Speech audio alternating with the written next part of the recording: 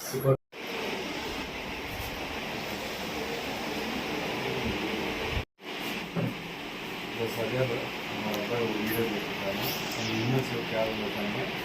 साथ देता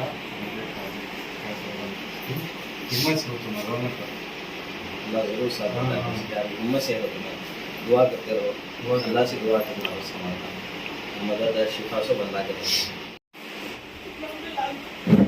दुआ करते हैं నమస్కారం నా బిడ్డలు ఆడుతూ ఉంది చూపించడానికి డబ్బులు అవసరం నా దగ్గర పూలు చేసుకునేదాన్ని ఎవరైనా కానీ డబ్బులు పరంగా కానీ బ్లడ్ పరంగా కానీ నాకు హెల్ప్ చేయండి నా బిడ్డని మంచి హాస్పిటల్లో చూపించండి నేను పూలు చేసుకొని నా బిడ్డలు సాగుకుంటున్నా చదివించుకుంటున్నా ఇప్పుడు ఎగ్జామ్ రాయలేని పరిస్థితిలో కూడా నా బిడ్డ అక్కడ పడుకొని ఉంది అందరికి దయచేసి దండ పెడుతున్నాను నా బిడ్డని చూపించడానికి హెల్ప్ చేయండి ప్లీజ్ హెల్ప్ మీ.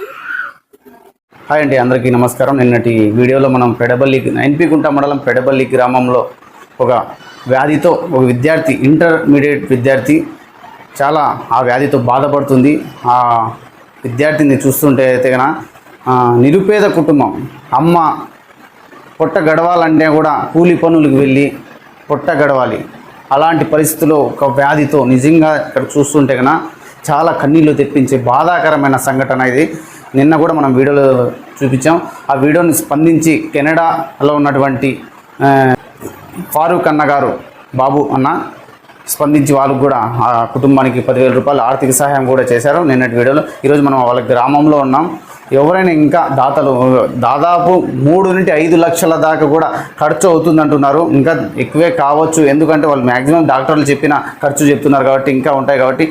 2 పిల్లలు, టోటల్ 3 పిల్లలు. భర్త అయితే కన్నా ఛార్జింగ్ వైర్ పెడుతూ చనిపోయాడు గత 10 సంవత్సరాల కిందట, 14 సంవత్సరాల కిందట చనిపోయారంట. ఇప్పుడు పిల్లల భారం కూడా 3 బిడ్డలు భారం కూడా ఆ తల్లి మీద పడిపోయింది. ఆ తల్లితో పాటు ఇంకొక బిడ్డ కూడా ఇప్పుడు ఒక వ్యాధితో బాధపడుతుంది. ఆ వ్యాధి రక్త మార్పిడి చేయాలని కూడా డాక్టర్లు సూచిస్తున్నారు. రక్త మార్పిడి చేయాలంటే దాదాపు 5 లక్షల రూపాయల దాకా ఖర్చు అవుతుంది అంటున్నారు. ఇప్పుడు మనం చూడొచ్చు, మన ఇంటర్ విద్యార్థి చాలా చక్కగా చదువుకుని 10th క్లాస్లో కూడా ఫస్ట్ ర్యాంక్ వచ్చిందని కూడా చెప్తున్నారు. అలాగే ఫస్ట్ ఇయర్ కూడా కంప్లీట్ అయింది. సెకండ్ ఇయర్లో ఎన్పి కుంటలో చదువుకుంటూ హాస్టల్లో ఉండేదంట.